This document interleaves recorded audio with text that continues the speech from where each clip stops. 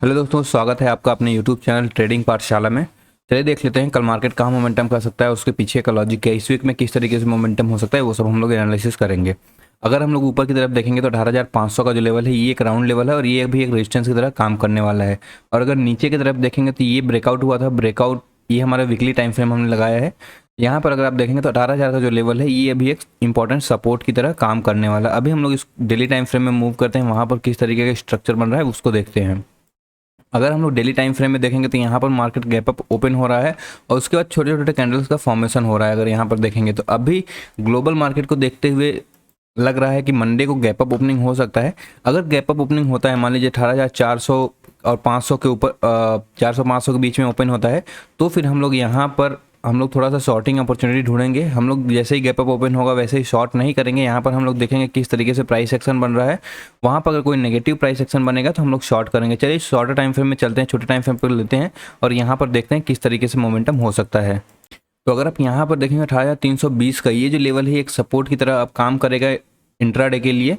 और इसके बाद अगर नीचे आता है तो यहाँ पर जो गैप्स क्रिएट हुए हैं ये सब सपोर्ट की तरह काम करने वाले हैं। अभी एक शार्प सेलिंग एक्सपेक्ट नहीं कर सकते हैं। यहाँ पर धीरे धीरे मार्केट नीचे आएगा, जैसे मार्केट नीचे आता जाएगा यहाँ पर बायर्स भी रहेंगे, क्योंकि यहाँ पर गैप अप ओपनिंग हुआ है तो यहाँ से बायर्स थोड़ा सा एक्टिव रहेंगे। तो यहाँ पर देखने वाली बात ये होगी, कल मान लीजिए मार्केट गैप अप ओपन होता है, यहाँ के अगर मार्केट गैप अप होता है 450 से 500 के बीच में मार्केट एक्सपेक्टेड है कि यहाँ तक ओपन होगा। अगर यहाँ पर ओपन होता है तो फिर हम लोग प्राइस एक्शन देखेंगे किस तरीके से बिहेव कर रहा है। अगर कोई 5 मिनट में रेड कैंडल बनता है और उसका ब्रेकआउट होता है, ब्रेकडाउन होता है, तो हम लोग इसको शॉर्ट करेंगे। और जो टारगेट होना चाहिए 320 एरिया तक का, यहाँ तक का हम लोग टारगेट रखेंगे। इसमें इससे बड़ा टारगेट एक्सपेक्ट नहीं करेंगे। उसके बाद हम लोग देखेंगे यहाँ पर किस तरीके से मार्केट बिहेव कर रहा है, उसके बाद हम लोग यहाँ पर और पोजीशन ऐड कर सकते हैं। और अगर मार्केट गैप डाउन ओपन हो जाता है, मान लीजिए इन केस कोई बहुत बड़ा न्यूज आ गया या फिर कुछ हो गया, तो मार्केट गैप डाउन ओपन होता है 300 के, अगर नीचे मार्केट ओपन होता है तो फिर हम लोग वेट करेंगे 200 तक के आने का। अगर यहाँ तक आता है फिर हम लोग यहाँ से थोड़ा सा बाइंग करके चल सकते हैं। जो टारगेट होगा उसके बाद हम लोग प्राइस एक्शन देख के वहाँ पर टारगेट डिसाइड करेंगे।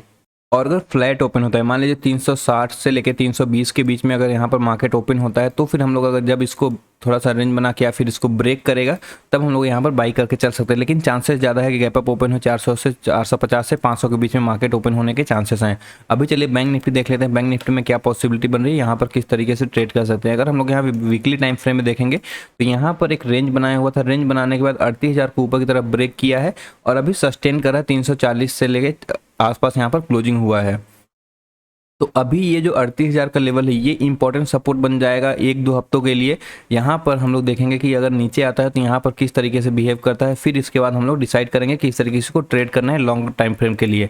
अगर यहाँ पर हम लोग छोटे टाइम फ्रेम पर चलेंगे, डेली टाइम फ्रेम हम लोग यहाँ पर लेते हैं, यहाँ पर हम लोग देखते हैं किस तरीके से मोमेंटम हुआ है।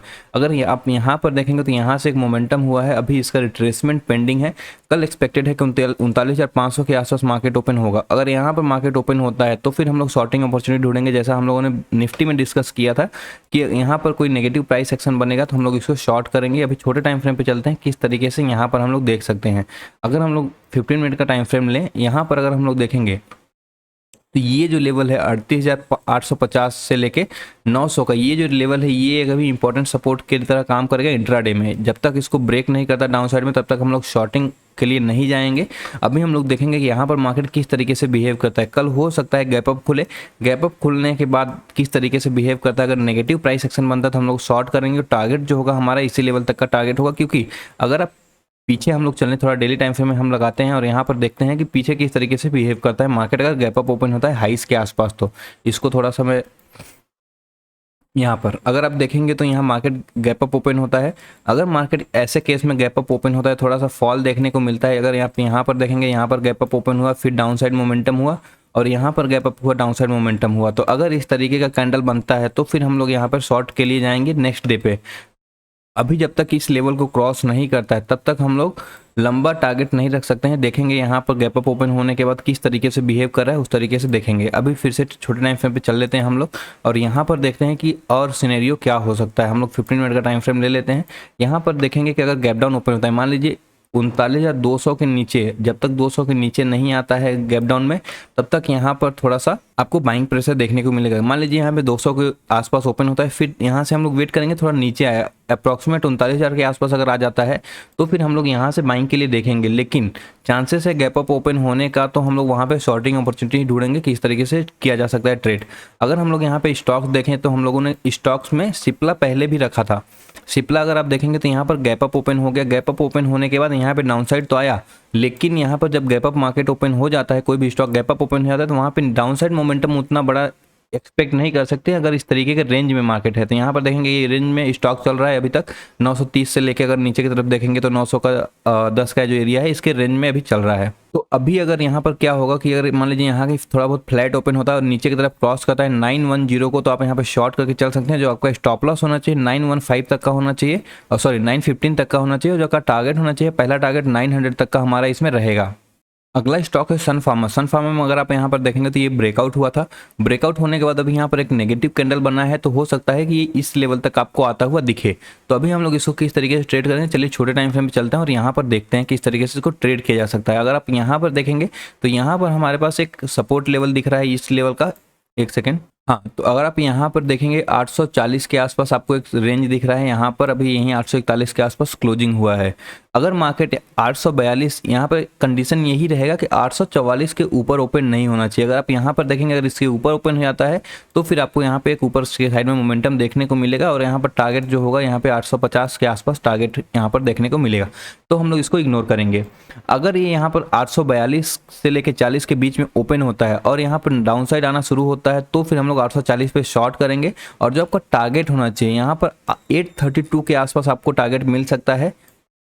तो यहाँ पर कंडीशन यही है कि 844 के ऊपर ओपन नहीं होना चाहिए, और 842 के नीचे अगर ओपन होता है तो हम लोग इसको शॉर्ट करके चलेंगे, और जो आपका टारगेट होगा आपका ये होना चाहिए 832 के आसपास, और स्टॉप लॉस जो होगा 844 का आप स्टॉप लॉस मेंटेन करके चल सकते हैं। अगला स्टॉक जो है आइसर मोटर। आइसर मोटर अगर आप देखेंगे तो यहाँ पर जो 2960 का एरिया है, यहीं से आपको 60 से लेकर 3000 का एरिया, यहाँ से आपको एक सेलिंग देखने को मिल रहा है। अभी अगर आप यहाँ पर देखें तो एक इंडिसाइसिव कैंडल का फॉर्मेशन हुआ था और इसके बाद ये डाउनसाइड मोमेंटम किया और यहाँ कहीं आके क्लोजिंग दिया है यहाँ पर।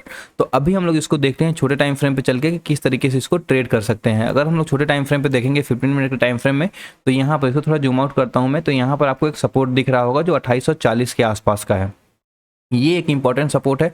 तो अगर यहाँ पर कंडीशन ये रहेगा 2880 के, सॉरी 2860 या फिर 2880 के, इसके ऊपर मार्केट ओपन नहीं होना चाहिए। अगर यहाँ पर ओपन होता है 2860 के आसपास या फिर इसके बीच में ओपन होता है तो 2845 पे आप इसको शॉर्ट करके चलेंगे। जो आपका स्टॉप लॉस होगा 2860 का या फिर 65 का अपना स्टॉप लॉस मेंटेन करेंगे। इसके बाद जो टारगेट आपका होना चाहिए, इसको थोड़ा सा जूम आउट करता हूँ मैं तो आपको आपका टारगेट दिखेगा। यहाँ पर अगर हम लोग देखेंगे तो 2800 का एरिया, ये एक इंपॉर्टेंट एरिया है। 2820 का एरिया भी एक इंपॉर्टेंट एरिया है, लेकिन हो सकता है फ्लो में आपको 2800 तक आ जाए तो हमारा टारगेट रहेगा 2800 या फिर 2805 तक का हमारा टारगेट इसमें रहेगा। अगला स्टॉक जो है अगर ONGC हम लोग कल भी रखे थे शॉर्ट करने के लिए, लेकिन इसमें भी वही हुआ, गैप अप ओपन हुआ, गैप अप ओपन होने के बाद यहाँ पे बड़ा फॉल हमें देखने को नहीं मिला। अभी हम लोग छोटे टाइम फ्रेम पे चलते हैं, इसको और किस तरीके से ट्रेड कर सकते हैं। हमारा जो टारगेट था वो थोड़ा बड़ा टारगेट था, अभी हम लोग इसमें टारगेट अचीव नहीं हुआ है। इसको अगर हम लोग देखेंगे तो यहाँ पर जो 159 का ये जो सपोर्ट लिया है, यहाँ पर एक रेंज दिख रहा है 159 से 160 तक का। अगर इसको डाउनसाइड में ब्रेक करता है 159 को, तो आप 158.5 पे शॉर्ट करके चलेंगे, और जो आपका स्टॉप लॉस होना चाहिए 160 तक का होना चाहिए, और जो आपका टारगेट होना चाहिए, हमारा टारगेट था 150 के आसपास, तो हो सकता है आपको 150 के आसपास टारगेट कल के दिन में अचीव हो जाए। अगला स्टॉक है भारती एयरटेल। भारती एयरटेल में अगर आप यहाँ पर देखेंगे तो यहाँ से हाई से गिरावट हुआ था, उसके बाद ऊपर जाने के लिए मोमेंटम स्टार्ट किया था, लेकिन यहाँ पर अभी एक रेंज में ट्रेड हो रहा है। इसको किस तरीके से ट्रेड करेंगे अभी चलिए देख लेते हैं। यहाँ पर एक इंडिसाइसिव कैंडल का फॉर्मेशन भी हुआ था। अगर इसको ऊपर जाना होता तो यहाँ से इसको ऊपर की तरफ एक क्लोजिंग देना चाहिए था, 700 के आसपास इसको क्लोजिंग देना चाहिए था। अभी हम लोग इसको देखते हैं किस तरीके से ट्रेड करेंगे इंट्राडे में। 15 मिनट का टाइम फ्रेम लेते हैं यहाँ पर, और यहाँ पर थोड़ा सा जूम आउट करता हूँ मैं। यहाँ पर अगर आप देखेंगे तो यहाँ पर जो लास्ट ट्रेडेड प्राइस है, अगर लास्ट ट्रेडेड प्राइस देखेंगे तो आपको 690 के आसपास आपको लास्ट ट्रेडेड प्राइस दिख रहा है, लेकिन क्लोजिंग प्राइस जो हुआ है वो है 685 पे। ठीक है, तो हमारा अगर आप यहाँ पर देखेंगे तो 682 का ये जो सपोर्ट है, ये जैसे ही ब्रेक होगा आप इमीडिएट शॉर्ट करके चलेंगे। जो आपका टारगेट होना चाहिए यहाँ कहीं आप या फिर 672 या फिर 670 तक का अपना टारगेट रख सकते हैं। यहाँ पर देखिए, यहाँ पर लास्ट ट्रेडेड प्राइस जो था हमारा वो था 688 के आसपास आपका लास्ट ट्रेड प्राइस था, अगर इसको क्लोजिंग होना चाहिए था तो 687 के अप्रॉक्स यहाँ पे क्लोजिंग होता तो भी ठीक होता, लेकिन यहाँ पे क्लोजिंग जो हुआ है 685.80 पे। तो यहाँ पे कंडीशन ये है कि इसके ऊपर 690 के ऊपर ओपन नहीं होना चाहिए। अगर इसके ऊपर ओपन होता है तो हम लोग इसको इग्नोर करेंगे।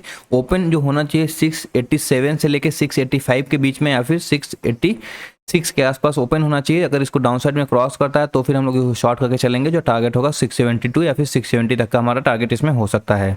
तो दोस्तों आज के लिए बस इतना ही। आशा करता हूँ इस वीडियो में कुछ नया सीखने को मिला होगा। वीडियो अच्छा लगा हो तो वीडियो को लाइक करें और चैनल को सब्सक्राइब कर लें और वीडियो को शेयर करें। थैंक यू, धन्यवाद, जय हिंद।